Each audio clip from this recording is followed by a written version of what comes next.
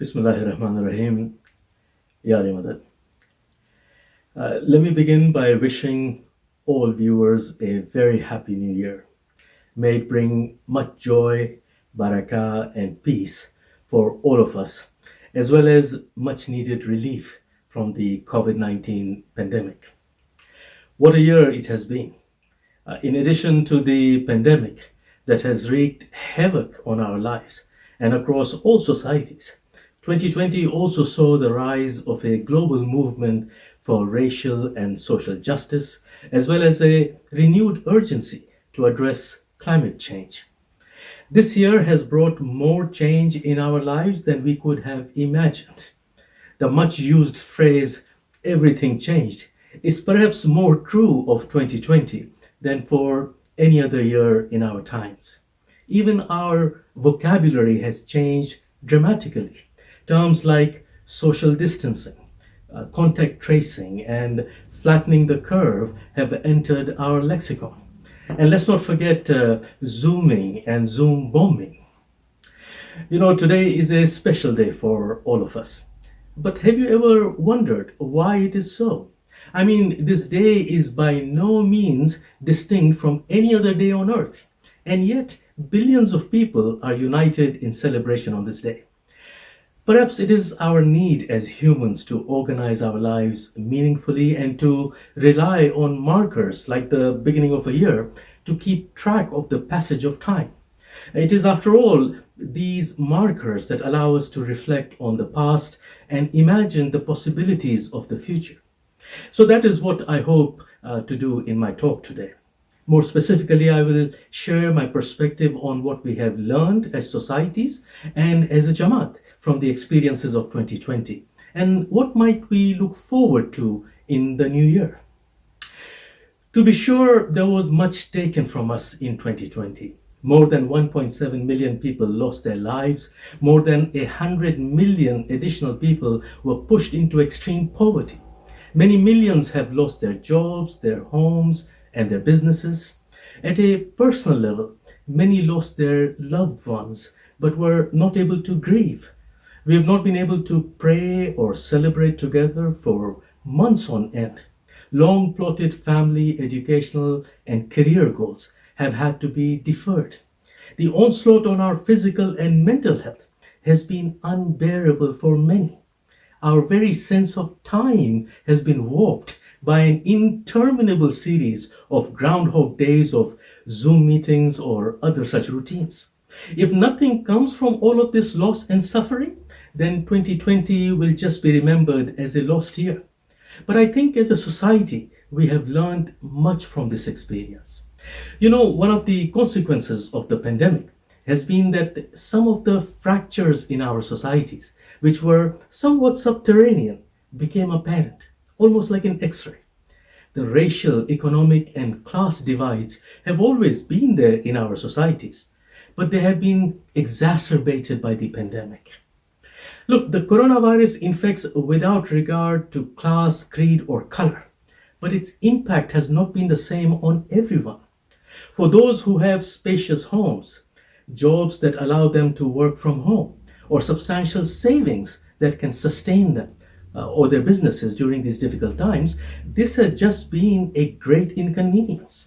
But others who live in cramped quarters or have lost their jobs or businesses and have no savings, this has been a disaster, a time of great turmoil and of futures stolen. While most of us can use the internet to do all of our banking, shopping, and communications, those on the wrong side of the digital divide are completely left out and excluded. So I think what we have learned, or at least should learn from this, is that much more work remains to be done and done urgently to repair these fractures. In an article penned shortly before his sad demise in August 2018 by the late Kofi Annan, former UN Secretary General and Nobel laureate, as well as a former member of the board of directors of the Global Center for Pluralism, he wrote, and I quote, "The scale of global economic inequality is staggering and shaming. According to recent research, the number of billionaires rose by the biggest amount ever in 2017, while over half the world's population lives on between $2 and $10 a day. The 2018 World Inequality Report shows the share of wealth held by the top 1% of earners in the US doubled from 10% to 20% between 1980 and 2016, while the bottom 50% fell from 20% to 13% in the same period. Millions of people across the world feel left behind and betrayed as the uneven benefits of globalization divide societies into winners and losers on an unprecedented scale. Income of the middle and working classes in developed countries have stagnated, and their livelihoods are becoming ever more vulnerable to technological change and global competition. Unquote. Recognizing these social inequalities and understanding the perspectives of those who are on different sides of these divides would be an important learning for all of us. So, for instance, many of us might be quite pleased and looking forward to benefiting from one of the vaccines that have been developed to protect us from COVID-19. But we must not forget that the equitable distribution of the vaccine across the world, particularly to poorer countries, remains a major challenge to be addressed. Amongst other lessons we have learned through the challenges in 2020 is the importance of good governance. We have seen the devastating impact of the pandemic due to the poor quality of governance in some of the richest nations in the world. Equally, we have seen how good governance has enabled some societies to minimize the damage from this crisis. It is not an issue of more or less governance, nor even of the type of governance, such as authoritarian or liberal. But what we have learned is that governance, irrespective of whether it is of a country, community, or organization, must entail ethical conduct, transparency, pluralism, effectiveness, sound financial management, and accountability for it to be able to deliver the services that are needed.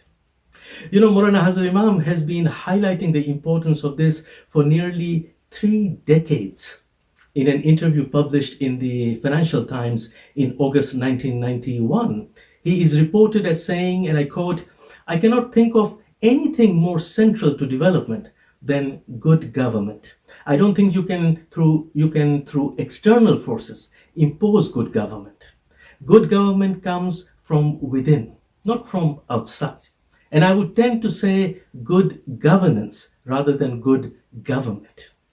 And then the reporter goes on to say that by governance, he means the competence with which both public and private sector entities are run, from higher education to the management of resources to intelligent and honest planning, with clearly stated objectives and answerability for the people who are responsible for running things. Unquote. I think the pandemic has also reminded us of our interdependence and of all the really important work that many people do but are usually undervalued, underpaid, and overworked. The pandemic has taught us to rightly call them key, essential, or frontline workers. They include nurses, doctors, and other medical professionals, emergency responders, care workers, teachers, bus drivers, and other facilitating public transportation, supermarket workers, garbage collectors, postal workers, and other such people who have allowed us to continue some semblance of a normal life while putting themselves at risk to a potentially lethal illness. For too long, I think, we have taken them for granted while celebrating actors, musicians, sports stars, and the like. It is my fervent hope that this pandemic has taught us to value them and the important work that they do.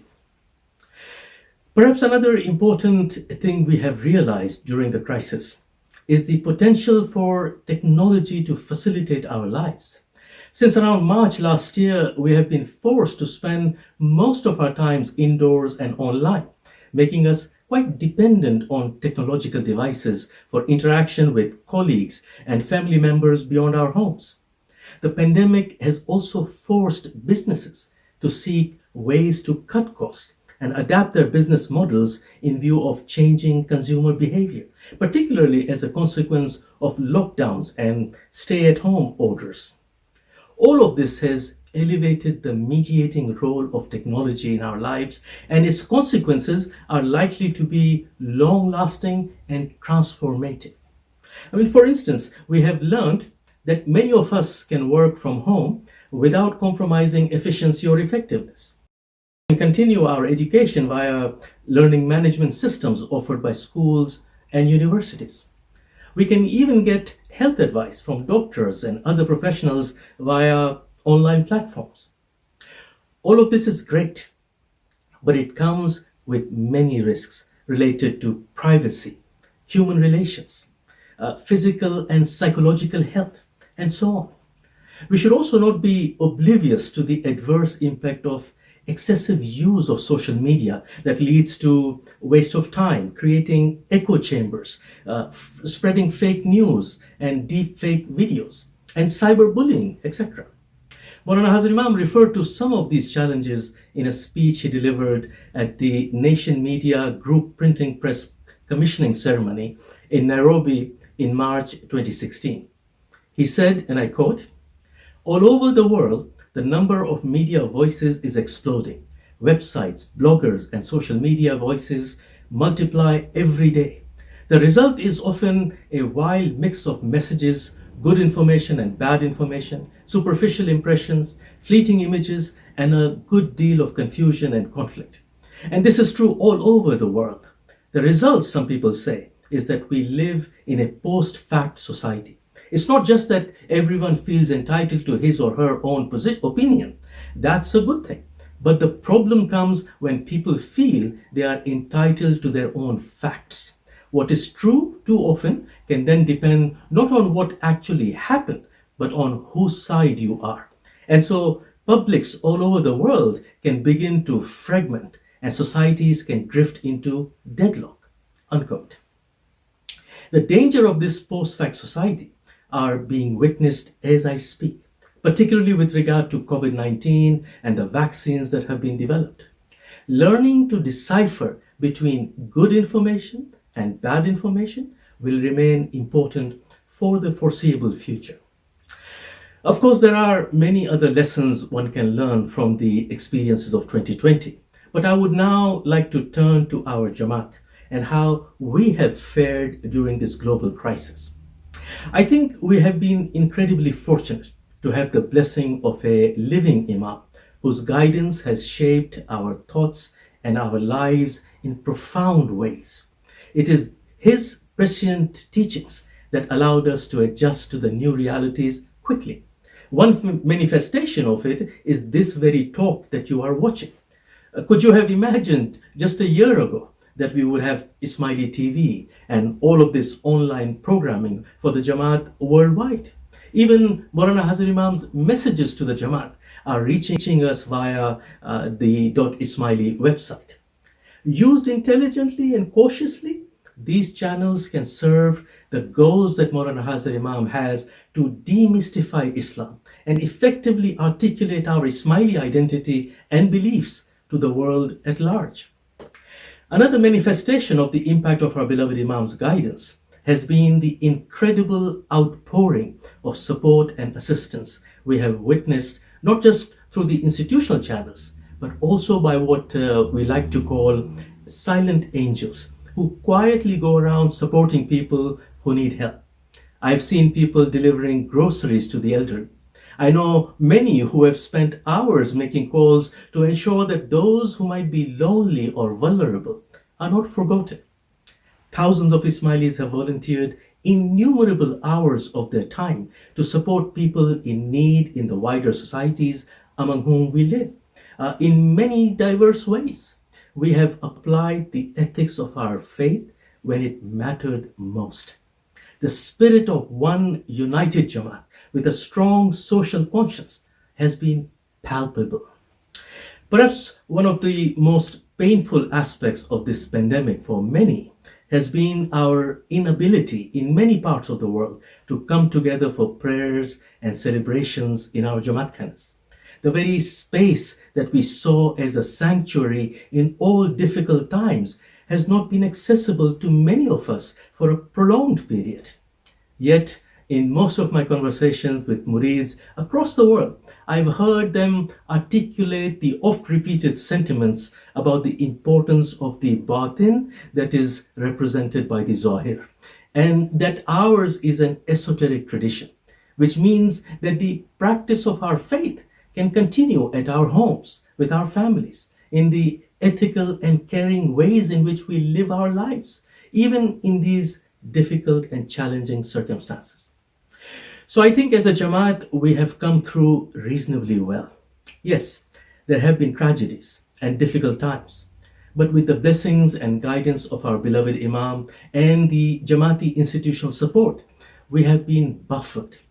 Inshallah, we will emerge stronger and more resilient from this crisis with a renewed commitment to our faith and our Imam. Nearly a year into this COVID-19 crisis, most of us are fatigued and longing for an end to this nightmare. Fortunately, with the grace of God and the ingenuity of many scientists, we can see light at the end of this long tunnel as vaccines are starting to be delivered across many countries. Inshallah, we will soon be able to return to our Jamaat Khanas, meet each other face to face, hug each other, and shake hands. But life will probably never get back to what was normal before the pandemic. And perhaps it shouldn't. The famous Indian author and political activist Arundhati Roy explains this well in her article in the Financial Times. She writes, and I quote, "Nothing could be worse than a return to normality. Historically, pandemics have forced humans to break with the past and imagine their worlds anew. This one is no different. It is a portal, a gateway between one world and the next. We can choose to walk through it, dragging the carcasses of our prejudice and hatred, our avarice, our data banks and dead ideas, our dead rivers and smoky skies behind us.